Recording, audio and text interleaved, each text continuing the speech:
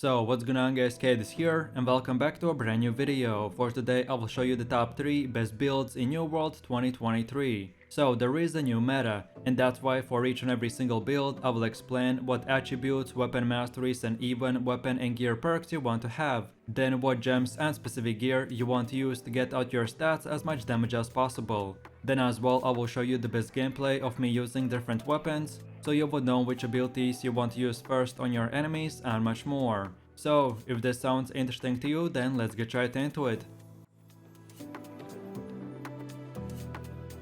So then taking a closer look at the first weapon, which is the great axe and warhammer, and these are the attributes you want to have. So no matter from which level you start using this build, you first of all want to get your strength to 200, and then get 100 points in constitution, and then continue putting everything else in strength. And then around level 60 and 625 item score gear, you should have around 300 strength and 200 constitution. And as you can see, the yellow bar color indicates the attributes that you get from level 60, then the blue color indicates the attributes that you get from gear, and then the purple color indicates the attributes that you get from your food. And then lastly, for your gear, you want to go with the medium category, which means using heavy helmet, heavy chest armor, medium gloves, light pants and medium boots. So then taking a closer look at the first weapon, which is the great axe, and these are the weapon masteries you want to have. So first of all you want to unlock the first ability called the maelstrom, and then get these 3 perks. Then now get the second ability called the gravity well, and then get these 2 perks. Then from here let's move over to the other side and select this 1 perk, and then the last final ability called the charge, and then get these 3 perks, and that's it. Now from this point and onwards, you're free to pick and choose which perks you want to unlock next. So then moving over to the second weapon, which is the warhammer, and these are the weapon masteries you want to have. So first of all you want to unlock this perk and then these 2 abilities called the shockwave and then path of destiny, and then get these 4 perks. Then now let's move over to the other side and get these 2 perks, and then the last and final ability called the wrecking ball, and then get these 2 perks, and that's it. Now again from this point and onwards you can unlock all the other perks in whatever order you like. Okay, so now let's go over to the gameplay where I'll show you the best way to play this build. And for the first weapon we have the great axe, and your first Q spell is called the maelstrom, which will perform a fast spinning attack that pulls all targets in 2.5 meter range and does bunch of AoE damage. Then the second ability is called the gravity well, which will swing your axe and create this electric storm in which your enemies will be stunned, slowed and will take bunch of damage. And then lastly we have the charge, which is a simple mobility spell that will make your character dash for 10 meters while at the end doing 120% of your weapon's damage. And then for the second weapon we have the warhammer, and your Q spell is called the shockwave, which will slam your hammer into the ground, causing a 3-meter earthquake that deals damage and staggers and roots your enemies for 2 seconds. Then the second skill is called the path of destiny, which will create this powerful ground strike that does a lot of damage in this AoE range. And then lastly we have the wrecking ball, which will strike the ground with your warhammer, dealing damage and at the same time knocking down your enemies. So then let's move over to the rotation, and no matter if you're farming mobs in PVE or doing PvP, the same principle and rules apply. So at the beginning of the fight we want to start with the great axe and use the gravity well, and then dash into the enemy with the charge ability. Then now the enemy will probably try to run, so use the maelstrom and pull him back. Then now let's switch to the warhammer and use the shockwave and then the wrecking ball. And then lastly finish off your enemy with the path of destiny, and that's about it.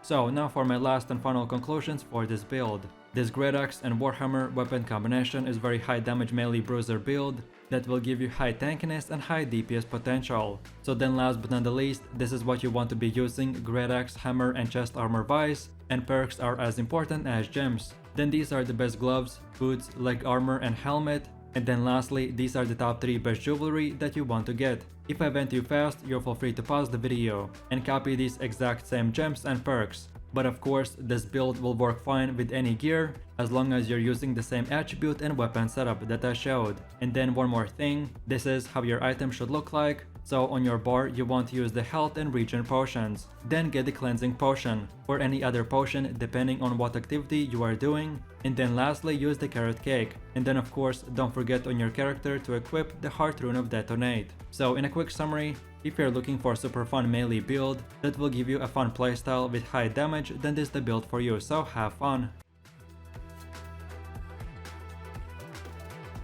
So then for the second build we have the greatsword and sword, and these are the attributes you want to have. So first things first, if you start from level 0, you want to get your strength and dexterity to 200, and then start building your constitution, and around level 60 you should have 200 strength, 150 dexterity and 100 constitution. And then last but not the least, for your gear you want to go with the medium category, and you want to use one of those circle shaped small shields as well. And yes, each shield type has different weight, so don't forget to use the lightest shield, that still will make you in the medium category. So then taking a closer look at the first weapon, which is the greatsword, and these are the weapon masteries you want to have. So first things first, you want to unlock the first ability called the crosscut, and then get these 2 perks. Then now get the second ability called the skyward slash, and then get these 2 perks. Then from here, let's move over to the other side and unlock these 2 perks. And then the last final ability called the steadfast strike, and then get these 2 perks, and that's it. Now from this moment, you can spend your points in whatever way you like. So then moving over to the second weapon, which is the sword, and these are the weapon masteries you want to have. So first of all, you want to select these 2 perks, and then the first ability called the leaping strike, and then get these 2 perks. Then from here, let's go over to the other side and unlock the last 2 abilities called the shield rush and shield bash, and then lastly get these 2 perks, and that's it. Now again, from this point and onwards, you can spend your points in whatever way you prefer. Okay, so now let's go over to the gameplay where I'll show you the best way to play this build. And for the first weapon we have the greatsword, and your first Q ability is called the crosscut, which will perform 3 quick slash attacks, that with each attack will do more damage. Then the second skill is called the skyward slash, which will swing up your sword that will stagger, do damage and apply a range stacks on the enemy. And then lastly we have the steadfast strike, which will stab your enemies and can do up to 2 hits, which will do damage more and more and restore mana upon finishing the animation. And in PVE, this skill can be used to aggro all the monsters as well. And then for the second weapon we have the sword with shield, and your Q spell is called the leaping strike, which will make you leap forwards that will do damage and stagger the enemy. Then the second skill is called the shield rush, which will quickly make your character rush forwards while dealing damage and pushing back your enemy. This skill is great for counter attacks, to cancel the enemy animation, or to help out your teammates. And then lastly we have the shield bash, which is a short skill that will stun the enemy for 2 seconds, and this is the longest stunning ability in the game. Okay, so then let's move over to the rotation, and as I've already said, if you're farming mobs in PvE or doing PvP, the same general principles and rules apply. So at the start of the fight you want to use the sword and shield, and use the leaping strike to close the distance between you and the enemy. Then now use the shield rush, and then when the stagger ends, right away use the shield bash, which is the longest stun in the game. So then in those few seconds, now we want to switch to the greatsword and use the crosscuts, and keep spamming the heavy attacks. Then when the enemy starts dealing back damage to you, then now we use the skyward slash to do damage and stagger. And then lastly we use the steadfast strike, and then from here we just keep on using the greatsword attacks till the enemy gets eliminated. Or if you ever get in trouble, then switch back to the sword with shield and just keep on blocking the enemy attack by holding the right click, and that's it. So now for my last and final conclusions for this build. This greatsword and sword with shield weapon combination is super fun to play, and as you're using a medium armor, you can take some damage and at the same time do very high DPS numbers. So then last but not the least, for the greatsword and sword with shield, you want to use the opal gem, and then for all of your gear, use 3 malachite and 2 onyx gems. And then lastly, on your character, you want to equip the heart rune of detonate. And then on top of all this, to find out the best weapon and gear perks, watch this video, which is titled "Which weapon and gear perks are the best for your build?" You can find the link in this video description or just scroll through my channel. And in that video I will specifically explain how perks work and which ones are the best for your gear and weapons and much more. So in a quick summary, if you're looking to do high damage and you want a fun greatsword build, then this is the one for you, so enjoy! And then for the last and final build we have the Ice and Void Gauntlet. And then these are the attributes you want to have. So first things first, if you start from level 0, you want to get your intelligence to 150 and then start building your constitution. And around level 60 you should have 300 intelligence and 150 constitution. And lastly, for your gear you want to go with the medium category. And the best gear setup is to have heavy helmet, heavy chest armor, medium gloves, light pants and medium boots. And this will give you 22.9 kg weight, which is exactly just below the heavyweight category. So then moving over to the first weapon, which is the Void Gauntlet. And then these are the weapon masteries you want to have. So first of all you want to unlock both these two perks and then get the first ability called the Oblivion, and then get these two perks. Then afterwards unlock the second ability called the Petrifying Scream, and then get these two perks. And now let's move over to the other side and unlock the last third ability called the Orb of Decay, and then get these three perks, and that's it. Now from this moment you can unlock all the other perks in whatever way you like.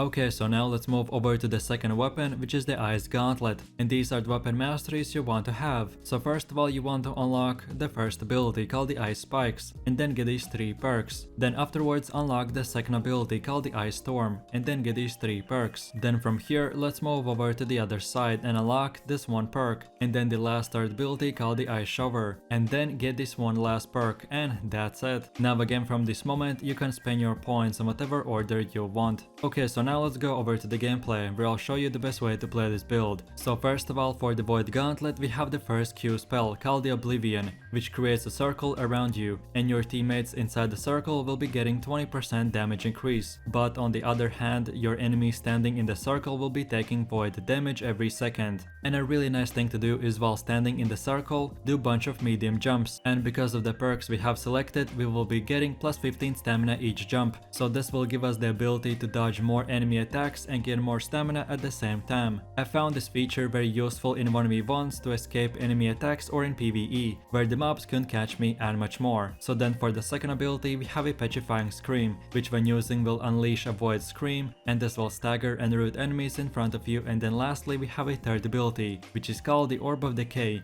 and you can fire this orb which can go through your targets, and each enemy that it hits it will deal decent damage and reduce their damage absorption, and then later that orb will come back and heal you for a few seconds. And lastly, if you hold the right mouse button you can regain more mana, but in exchange your health will go down. I would only recommend to use this mechanic if you really are at full health and your mana potions are on cooldown, so then use it for a second or two and then you should be good to go. But as for a non-healer build, you should use this mechanic super carefully. So then for the second weapon we have the Ice Gauntlet, and your Q spell is called the Ice Storm, which all enemies standing in it will get damaged and slowed, and the more enemies you hit the higher damage you will get. Then the R ability is called the Ice Shower, which when using will create an ice wall, and if players go through it will stun them, and this ability is very useful in chapping your targets. And then lastly our third ability is called the Ice Spikes, which when activating creates this trail of spikes in a straight line, which deals damage in AoE range, and if the target is below 30% health a lot of times you can one-shot him. And the way it works that if you're too close to the enemy when you're using the ability, the ice spikes won't explode with the highest damage to the enemy. So what you want to do is when using the spell and you see that the player is 1 second away from getting hit, then press the right mouse button and this will detonate the spike, which will deal very high damage. So as far as your ability combinations go for the Ice Gauntlet when farming mobs or even players, the best spell combination to do is place the Ice Storm aka the Q ability on grouped up enemies, and if you see that enemy is stunned then use the Ice Spike ability and do bunch of damage. Or another way to set up your Ice Spike ability is to run into the enemy and place the Ice Shower spell, and if the enemy touches the ice wall he will get stunned, so then you can use the Ice Spikes and it will be easier to hit the enemy. The thing that you need to understand about the Ice Spike ability is that the trail of spikes is actually pretty small line, so especially in PvP it is pretty hard to hit moving targets. So most of the time I usually use it when I see that I can hit 100% multiple players or just a single stunned player. And then of course for the Void Gauntlet you want to hit the enemy with the Petrifying Scream,